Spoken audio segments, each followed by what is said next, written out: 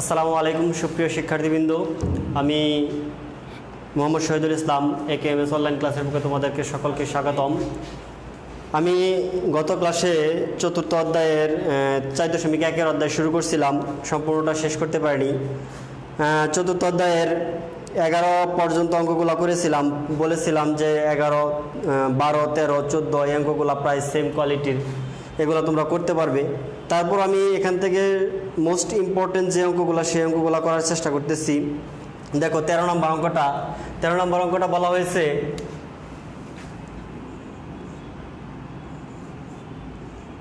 AB x to the power A x to the power A x to the power B into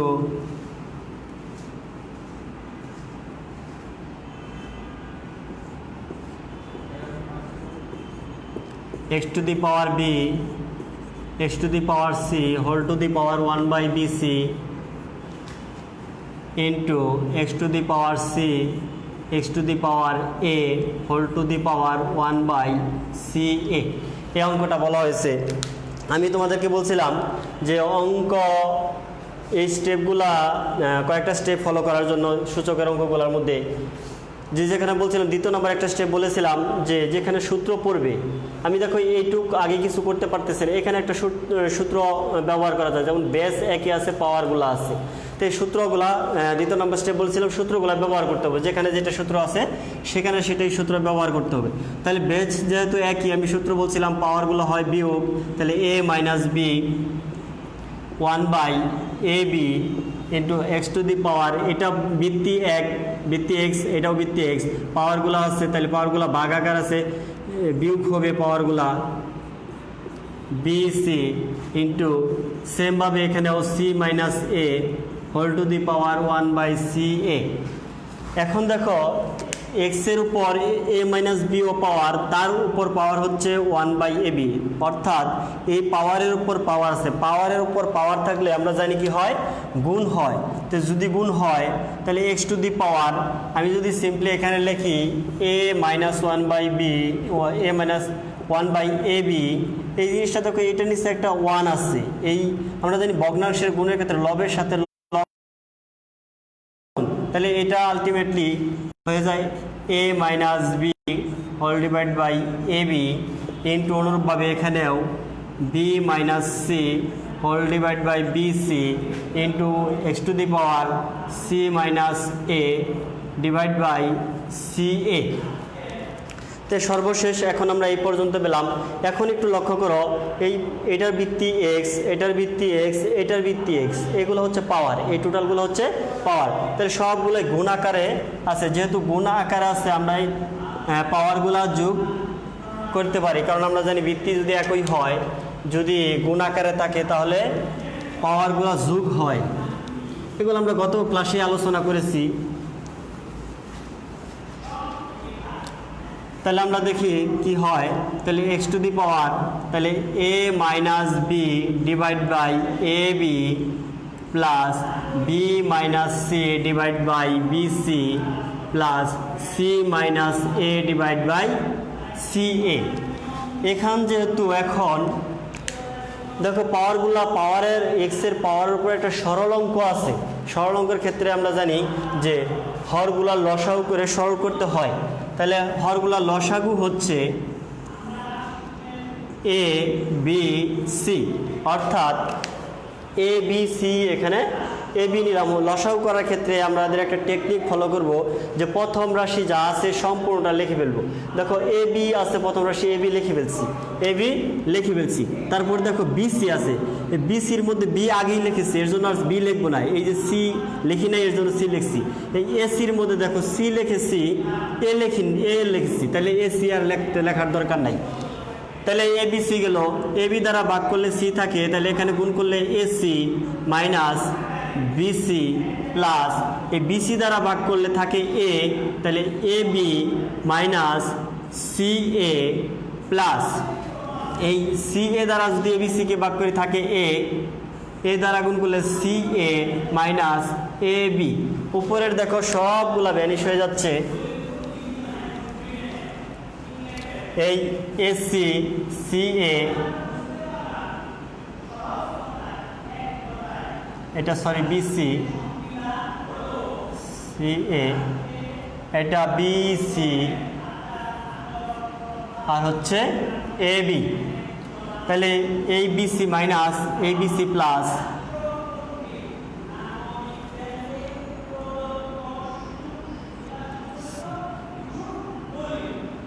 এই AB plus minus এটা আর এটা তো আগেই কাটা গেছে, তাহলে উপরে রইল 0/ABC, অর্থাৎ x⁻0 ইকুয়াল টু x⁻0 হলে আমরা জানি 1 হয়। আমরা যে কাজগুলো করি ম্যাক্সিমাম ক্ষেত্রে অঙ্কগুলো করার ক্ষেত্রে সরাসরি এই লাইনটা না লিখে এই লাইনটা লিখে ফেলি, আমরা এই লাইনগুলো স্কিপ করব না। তোমরা ম্যাক্সিমাম ক্ষেত্রেই দেখা যায় অঙ্ক করার ক্ষেত্রে যে এই লাইনটা সরাসরি এই লাইন চলে আসে, এই লাইনটা স্কিপ করো। এর জন্য প্রত্যেকটা লাইন, গণিতে কোনো লাইন স্কিপ করার কোনো সুযোগ নেই। এই গেল 13 নম্বর অঙ্ক। তারপরে দেখো 14 নম্বর অঙ্ক বলা হয়েছে x⁻a, এই অঙ্কটা সেম অঙ্কটা একই জিনিস। 15 নম্বর তোমরা করবে। দেখো 16 নম্বর অঙ্ক। 16 নম্বর অঙ্ক বলা হয়েছে যদি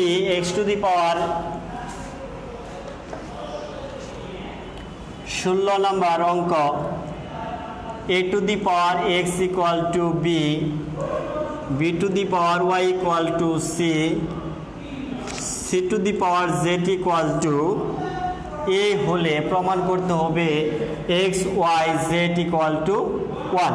আমরা এখানে একটু দেখো x ইকুয়াল টু এইদিকে a equal to a⁻ something equal to b, b আবার c এর সাথে সম্পর্ক, c আবার a এর সাথে সম্পর্ক। তার মানে এই এর সাথে এই এর একটা সম্পর্ক আছে, যেহেতু চক্রাকারে ঘুরতেছে, তাহলে a এর সাথে b, b এর সাথে c, c এর সাথে এর একটা সম্পর্ক আছে। তাহলে এই সম্পর্ক এই এর সাথে এই এর একটা সম্পর্ক আছে, সেই সম্পর্ক থেকে আমরা অঙ্কটা শুরু করব। তাহলে দেখো, তাহলে আমরা লিখতে পারি অতএব c⁻z equal to a, c এর মানটা বসে দিই c ইকুয়াল টু b⁻y, তাহলে b⁻y তার উপর আছে z ইকুয়াল টু a। এখন এখানে পাওয়ারের উপর পাওয়ার থাকলে গুণ হয় yz equal to a। b এর মানটা দেখো a⁻x, তাহলে a⁻x yz equal to a। Last of all লেখা যায় a⁻x yz equal to a। এইটার পাওয়ার 1 আছে, এটার পাওয়ার, তাহলে ভিত্তি যদি একই হয় পাওয়ারগুলো সমান হয়, আমরা গত ক্লাসে এই সূত্রটা লিখেছিলাম, তাহলে x y z equal to 1। এই গেল আমাদের 16 নম্বর অঙ্ক। তো 16 নম্বর অঙ্ক করার জন্য আমরা নতুন একটা সূত্র ব্যবহার করছি, যদি ভিত্তি একই হয় পাওয়ারগুলো সমান হয়, সেই সূত্রটা একটু দেখে আসি।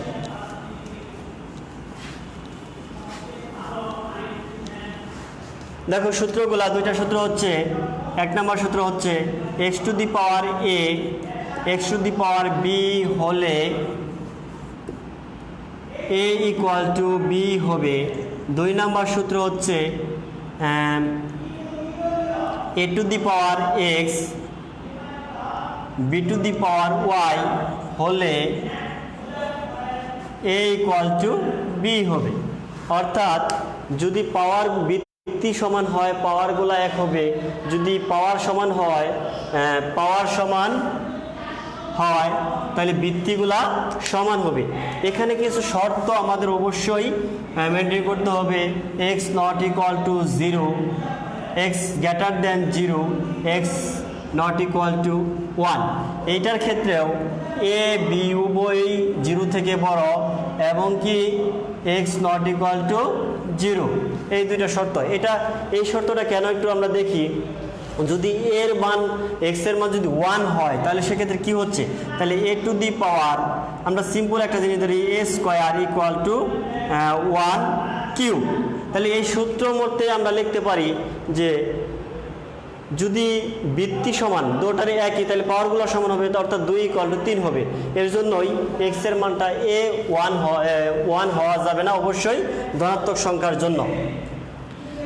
অনুরূপভাবে এখানেও একই প্রবলেমের জন্য আমাদের শর্তগুলা অবশ্যই এই নৈর্ভিত্তিকে এই শর্তগুলা আসে। তাহলে দেখো কিছু অঙ্ক 17, 18, 19 একই টাইপের অঙ্ক আমরা একটু 18 নম্বর অঙ্কটা করি, বাকি অঙ্কগুলো তোমরা বাসায় করবে।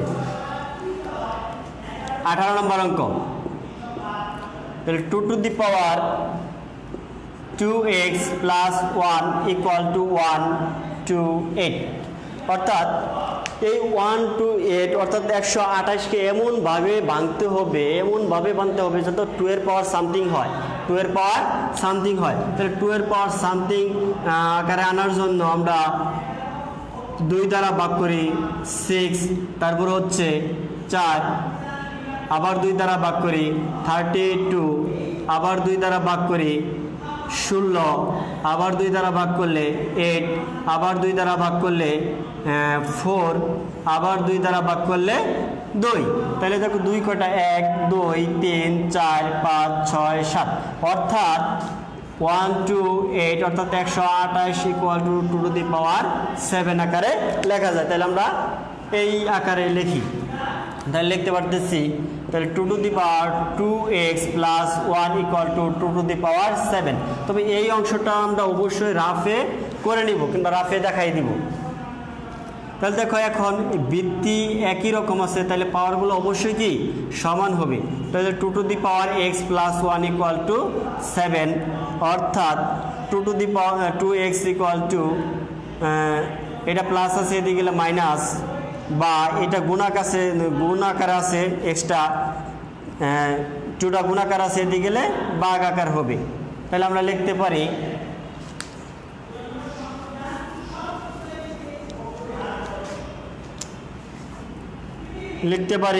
x ইকুয়াল টু, অতএব x ইকুয়াল টু 3, অর্থাৎ x এর মান 3 হলেই এই সমীকরণটা সিদ্ধ করবে।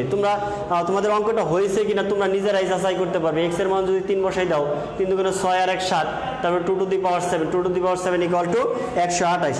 তো 16 নম্বরের 17, 18, 19 এই পর্যন্ত একই রকম অঙ্ক। 20 নম্বর অঙ্কটা ভেরি ভেরি ইম্পর্টেন্ট, এই অঙ্কটা আমরা অবশ্যই ভালোভাবে করব। 20 নম্বর অঙ্কটা দেখো, 20 নম্বর অঙ্কটা একটু ব্যতিক্রম নিয়ম। 2 to the power x plus 2 to the power 1 minus x equal to 3। তাহলে দেখো এখানে 2 এর একটা পাওয়ার আছে মাইনাস x, 2 এর একটা পাওয়ার আছে মাইনাস x, 1 ও পাওয়ার আছে, 2 এর একটা পাওয়ার আছে মাইনাস x। তাহলে মাইনাস x যদি থাকে, এর জন্য আমরা এখানে যা থাকবে, এখানে যে সংখ্যাটা থাকবে, এখানে যদি 2x থাকতো তাহলে আমরা 2x দ্বারা গুণ করে দিতাম। এখানে যে সংখ্যাটা দেওয়া থাকবে, অর্থাৎ এই যে মাইনাস আছে, এই মাইনাসটা যে সংখ্যায় দেওয়া থাক না কেন, সেই সংখ্যা দ্বারা আমরা উভয় পক্ষকে গুণ করে দিব। তাহলে এটার উপর মাইনাস 2x আছে, তাহলে 2x দ্বারা গুণ করে দিই, x into 2x plus 2 minus x into 2 to the power x equal to 3 into 2x। দেখো এখানে যা ছিল, এখানে যদি 2x থাকতো আমরা 2x দ্বারা গুণ করে দিতাম। এখানে যেহেতু মাইনাস x আছে, তাহলে x দ্বারা উভয় পক্ষকে 2 টু দি পাওয়ার x দ্বারা গুণ করে দিয়েছি। তাহলে এখানে লেখা যায় এটা একই সংখ্যা, তাহলে 2x whole square plus 2 to the power, বৃত্তি একই, আমরা জানি পাওয়ারগুলা যোগ হয়, প্লাস x, এটা এদিকে নিয়ে আসি মাইনাস হয়ে যাবে 2 into 2 to the power x। তাহলে এখানে অবশ্যই আমরা বলবো 2 টু দি পাওয়ার x দ্বারা গুণ করে উভয় পক্ষকে গুণ করছি 2 টু দি পাওয়ার x দ্বারা, 0 এদিকে থাকতেছে 0। তাহলে এটাকে লিখতে পারতেছি 2 to the power x whole square, আমি এই সংখ্যাটাকে লিখলাম 3 into 2 to the power x plus, এই প্লাসে মাইনাসে কাটা যায় এটা, তাহলে 2 ইকুয়াল টু 0। এখন দেখো একটু লক্ষ্য করো, এই পুরাটা যদি a হয় তাহলে a square minus 3a plus 2, অর্থাৎ এটা মিডিল টার্ম আকারে করা যায়। তোমরা ধরে অঙ্কটা করতে পারো, না ধরে অঙ্কটা করা যেতে পারে, আমি না ধরেই করতেছি। তাহলে এটা যদি এখানে আছে 3টা 2 টু দি পাওয়ার x, এখানে আছে 2, তাহলে এই 2কে এমনভাবে ভাঙবো যেহেতু যোগ কিংবা বিয়োগ করলে 3টা 2 টু দি পাওয়ার x হয়। তাহলে 2 ওকে 2 আর একটা মাইনাস 3টা, তাহলে 2 2 to the power x whole square minus 2 into 2 to the power x minus 2 to the power x plus 2। এখান থেকে 2 to the power x common নেওয়া যায়। 2 to the power x যদি আমি কমন নেই, এখানে দুইটা আছে, তাহলে আরো একটা থাকতেছে 2 to the power x, একটা থাকতেছে, এখানে শুধু -2 থাকতেছে, ইকুয়াল টু -1 যদি কমন নেই 2 to the power x প্লাসে মাইনাসে মাইনাস ইকুয়াল টু 0।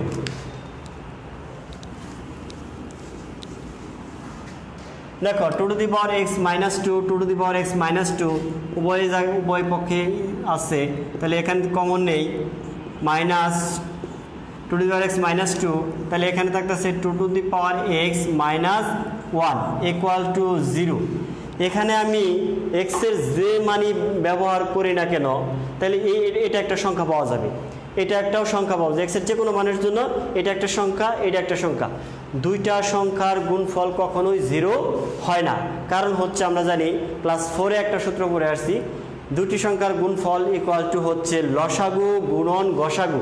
তাহলে দুটি সংখ্যার গুণফল যদি লসাগু এবং গসাগুর গুণফলের সমান হয়, তাহলে লসাগুও 0 হয় না, গসাগুও 0 হয় না, তাহলে গুণফল কখনোই 0 হবে না। তা অর্থাৎ তখনই 0 হওয়া সম্ভব যদি দুইটি সংখ্যার মধ্যে একটা সংখ্যা কমপক্ষে 0 হয়। দুটাও 0 হতে পারে, তবে কমপক্ষে একটা সংখ্যা 0 হতে হবে। এর জন্য আমরা অঙ্কের মধ্যে লিখি হয় 2 to the power x -2, এই যে একটা সংখ্যা 0, আমরা জানি না কোনটা 0, এর জন্য দুইটার মধ্যে একটা 0, অথবা 0 হচ্ছে 2 to the power x -1 equal two 0।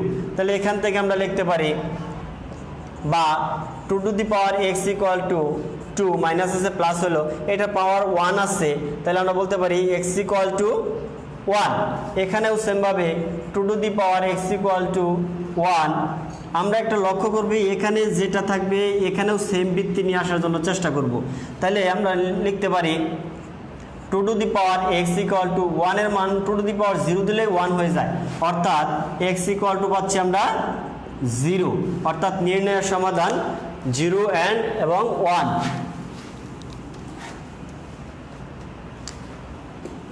নির্ণেয় সমাধান 0 এবং 1। এইগুলো আমাদের আজকে মোটামুটি অধ্যায়ের অঙ্কগুলো মোটামুটি শেষ। এখানে যে অঙ্কগুলো আছে 21 নম্বর 22 নম্বর সৃজনশীল, এই অঙ্কগুলো আমরা আগেই করে ফেলছি। যেমন 21-এর খ, যেটা 21-এর খ হচ্ছে 14 নম্বরের মতো, তারপরে গ হচ্ছে 15 কিংবা 14 একই অঙ্ক। তারপর হচ্ছে 22-এর দেখো x এর মান যেটা 22-এর ক আর 4 অনুশীলনী 4 একই অঙ্ক। খ হচ্ছে কটা হচ্ছে আমরা যেটা আজকে অঙ্কটা করাইলাম, অঙ্কটা হচ্ছে 13 নম্বর অঙ্ক, একই অঙ্ক। গ হচ্ছে আমরা অনুশীলনীর 8 নম্বর যে অঙ্কটা করেছি, এই সম্পর্কে আমরা প্রথম দিকে আলোচনা করছিলাম, ওই যে 5 থাকলে কি হবে, 7 থাকলে কি হবে, এই অঙ্কগুলা সেম অঙ্ক। তাহলে আজকে আমরা এখানে সূচক শেষ করলাম। আমরা লগের অঙ্ক শুরু করব না, কিন্তু প্রাথমিক কিছু আলোচনা আমরা করব। লগটা হচ্ছে, লগের ধারণাটা আমাদের 17 শতাব্দীর দিকে প্রচলন হয়েছে। তোমার ইউরোপে প্রথম লগের উৎপত্তি ঘটে, এটা উৎপত্তি ঘটে 1614 সালে। লগের আসার কারণটা কি, লগের উৎপত্তির কারণটা কি? লগের উৎপত্তি হচ্ছে, যেমন ধরো আমি যদি বলি এই সংখ্যাটা লিখলাম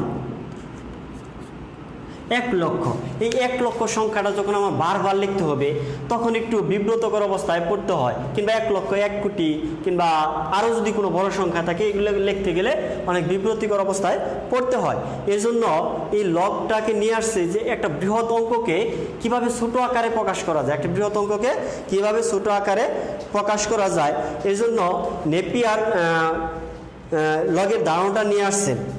যে নেপিয়ারের লগের ধারণাটা ছিল ন্যাচারাল লগ, যেটা আমরা লন বলি, ই ভিত্তিক লগ। কিন্তু পরবর্তীতে 1624 সালে একজন স্কটল্যান্ডের একজন গণিতবিদ হেনরি বিক্স এটা সাধারণ একটা লগ শুরু করে, যেটার ভিত্তি হচ্ছে 10।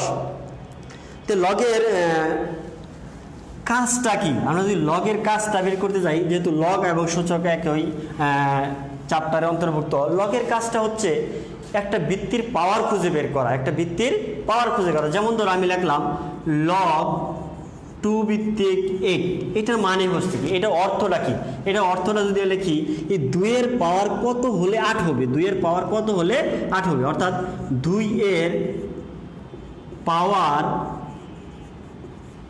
কত হলে 8 হবে। এই লগের কাজটাই হচ্ছে এটা, যে ভিত্তি পাওয়ার খুঁজে বের করা। অর্থাৎ 2 এর পাওয়ার যদি আমি 3 করি তাহলে 8 হয়, তার অর্থাৎ এইটার মান হচ্ছে 3। এরকম লগের কাজ হচ্ছে শুধুমাত্র ভিত্তির পাওয়ার খুঁজে বের করা। যেমন আমরা লগের যদি বাস্তব ক্ষেত্রে কিছু ব্যবহার দেখি, যেমন কি আমরা ভূমিকম্প শুনলেই একটা ভয় লাগে। ভূমিকম্পের ক্ষেত্রে আমরা যে মাত্রার পরিমাপ করি রিক্টার স্কেলে, যেমন কি 8, 9 কিংবা 3।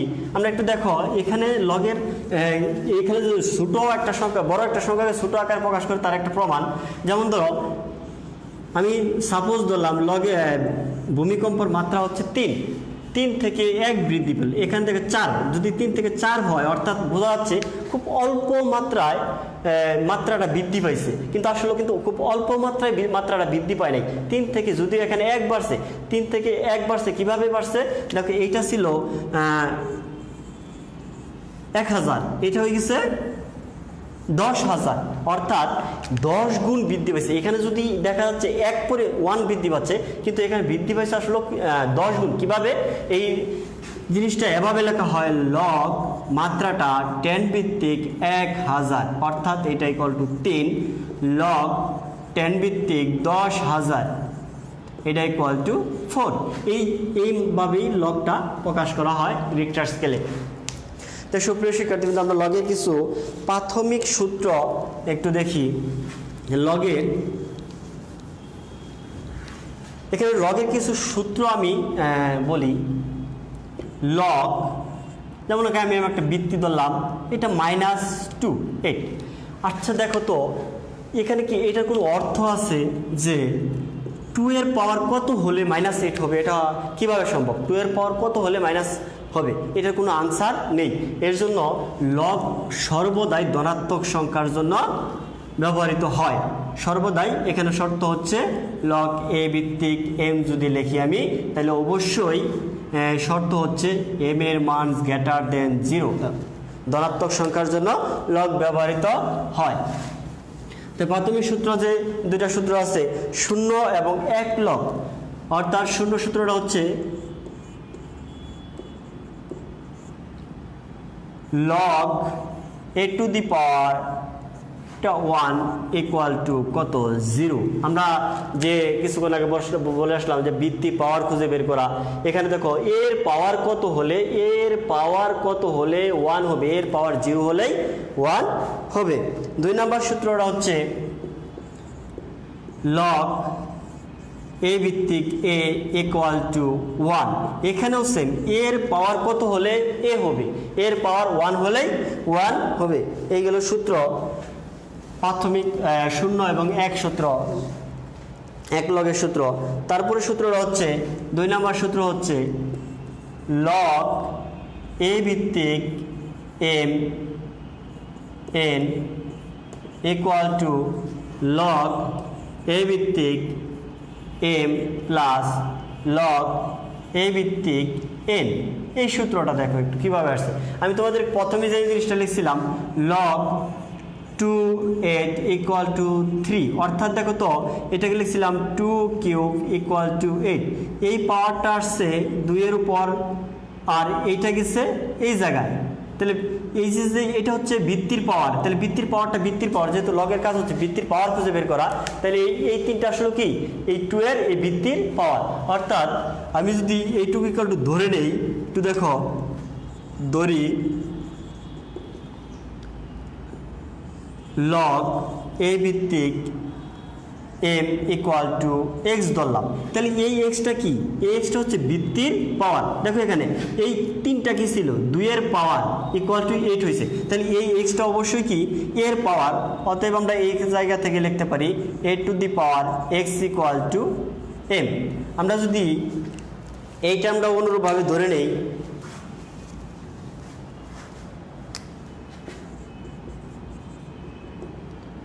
লগ এ ভিত্তিক এন ইকুয়াল টু ওয়াই যদি ধরি, তাহলে এখানে এটা হচ্ছে কি বৃত্তির পাওয়ার।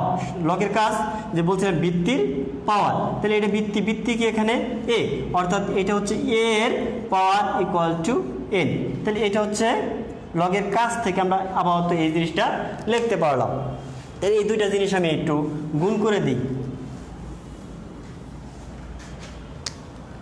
তাহলে a to the power x into a to the power y equal to m n। এটা 1 নং সমীকরণ দিলাম, এটা 2 নং সমীকরণ দিলাম। 1 নং এবং 2 নং গুণ করে পাই যে 1 ও 2 নং গুণ করে। দেখো এখান থেকে পাওয়া যায়, আমরা সূচকে পড়ে আসছি বৃত্তি যদি একই হয় তাহলে পাওয়ারগুলো কি হয়, যোগ হয়। তাহলে x plus y equal to m n. তাহলে বলছিলাম ওই সূত্র থেকেই আমরা যদি আগে যে সূত্রটা ব্যবহার করছি সেই সূত্র থেকেই এই এ হচ্ছে বৃত্তি, লগ যদি নিয়ে আসি এই বৃত্তির পাওয়ারটা খুঁজে বের করবে, এই বৃত্তির পাওয়ারটা খুঁজে বের করবে কার, এর সাপেক্ষে। তাহলে এটার বৃত্তি তো আমরা দেখতেই পাচ্ছি এক্স প্লাস ওয়াই, তাহলে এর সাপেক্ষে 2 এর বৃত্তি আকারে। তাহলে আমরা লিখতে পারি যদি লগ নেই এখানে, তাহলে x plus y equal to log a ভিত্তিক এম এন। জাস্ট এই সূত্রটাই আমরা উল্টাভাবে আকারে ব্যবহার করছি। এখানে লগ যদি নিয়ে আসি, লগের কাজ হচ্ছে বৃত্তি খুঁজে বের করা, বৃত্তি বের করা। তাহলে এখানে কার বৃত্তি, পাওয়ার, বৃত্তির পাওয়ার খুঁজে বের করা। তাহলে এখানে বৃত্তি আছে এ, বৃত্তি আছে এ, এর পাওয়ার হচ্ছে x plus y, x plus y. তাহলে এটা খুঁজে বের করবে কিসে, লগ এনে। তাহলে এটার পাওয়ার আছে এক্স প্লাস ওয়াই, তাহলে x plus y equal to a ভিত্তিক এইটার হচ্ছে লগ। তাহলে এখানে এক্স এবং ওয়াই মানটা যদি আমরা বসিয়ে দেই, তাহলে এক্স এর মান ধরছিলাম লগ এ ভিত্তিক এম, এটার মান ধরছিলাম লগ এ ভিত্তিক N equal to log a ভিত্তিক এম এন। আমরা এখানে গুণ করছিলাম একটা গুণের সূত্রের জন্য, এটা আমরা গুণ করছিলাম, এটা আর একটা গুণ করছিলাম, 1 নং 2 নং গুণ করছিলাম। তোমরা 1 নং এবং 2 নং ভাগ করে বিয়োগের সূত্রটা নির্ণয় করার চেষ্টা করবে। দেখো আমি 4.1 এর কিছু অঙ্ক, একটা অঙ্ক করে দেওয়ার চেষ্টা করি। এই অঙ্কগুলা কয়েতে খুব কম আসে, নৈর্ভিত্তিকে খুব বেশি পরিমাণে আসে। তো ক নাম্বার অঙ্ক বলছে x 4.2, ক নাম্বার অঙ্ক বলছে লগ 3 ভিত্তিক 81, এটার মান কত?